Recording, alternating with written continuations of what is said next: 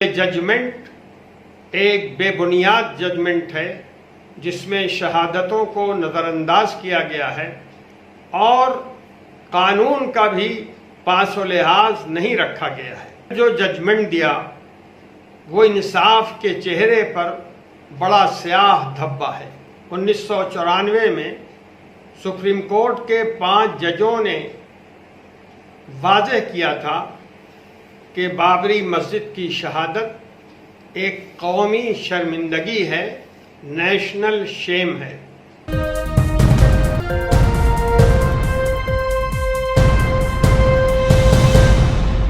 बिस्मिल्लाहिर्रहमानिर्रहीम। 6 दिसंबर 1992 को दिन की रोशनी में बाबरी मस्जिद को शहीद कर दिया गया। बाबरी मस्जिद की ये शहादत किसी एक इमारत को तोड़ना नहीं था, बल्कि सही मानों में ये हिंदुस्तान के आईन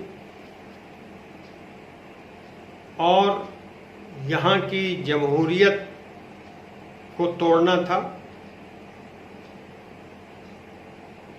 और ये एक अफसोसनाक मामला था जो भारत की तारीख में लिखा गया। जिन लोगों ने बाबरी मस्जिद को शहीद किया उनकी तस्वीरें मौजूद हैं, जिनमें बहुत से रज़ाकार भी थे जो मस्जिद की गुंबद पर, उसकी छतों पर, उसकी दीवारों पर चढ़े हुए थे। और वहीं करीब में बीजेपी के बड़े बड़े लीडर भी मौजूद थे, खुशी मना रहे थे। और न सिर्फ ये कि उनके चेहरे पर मुस्कुराहट थी, बल्कि बाज़ औरतों ने एक बड़े लीडर के गले में अपने हाथों का हार बना लिया। खुशी की ये अलामत वाज़ेह तौर पर आज भी तस्वीरों और वीडियोस के अंदर पूरे मुल्क में फैली हुई है। मामला सीबीआई की अदालत में गया और तफ्तीश के दौरान जो लोग मुजरिम समझे गए उनकी एक लंबी फहरिस्त बनी और उनके खिलाफ मुकदमा चलाया गया। और ये मुकदमा सीबीआई की अदालत में चला। लंबा अरसा गुजरा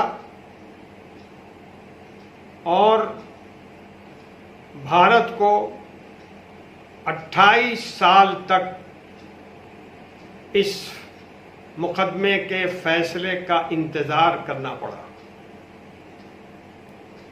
जब फैसला आया तो भारत ने देखा कि सारे मुल्ज़िमीन जिन लोगों ने ये हरकत की थी उनको बरी कर दिया गया। मेरा एहसास ये है कि ये जजमेंट एक बेबुनियाद जजमेंट है जिसमें शहादतों को नज़रअंदाज किया गया है और कानून का भी पासो लिहाज नहीं रखा गया है। ये फैसला उसी जहनीत का आईनेदार है जो जहनीत हुकूमत की है और जिसका इजहार बाबरी मस्जिद केस में सुप्रीम कोर्ट के जजों ने किया था। सुप्रीम कोर्ट ने तो इतना किया कि अपने फैसले में कई वाज़ेह हकीकतों को तस्लीम किया। फिर जो जजमेंट दिया वो इंसाफ के चेहरे पर बड़ा स्याह धब्बा है। सीबीआई की अदालत ने सारे मुजरिमीन को बरी कर दिया, जबकि पूरे मुल्क में वीडियो और तस्वीरें मौजूद हैं जो साफ बताती हैं कि मुजरिम कौन है और बाबरी मस्जिद की शहादत की साजिश और कार्रवाई में कौन लोग शरीक हैं। बाबरी मस्जिद की शहादत के बाद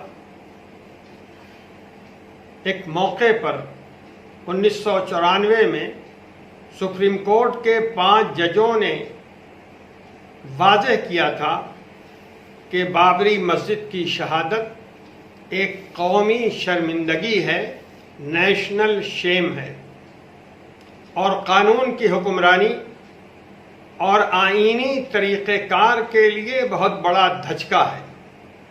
सुप्रीम कोर्ट के जज साहिबान ने यह भी कहा था कि 500 साल पुराना ढांचा तोड़ दिया गया, जिसकी हिफाजत की जिम्मेदारी स्टेट गवर्नमेंट के हाथों में थी।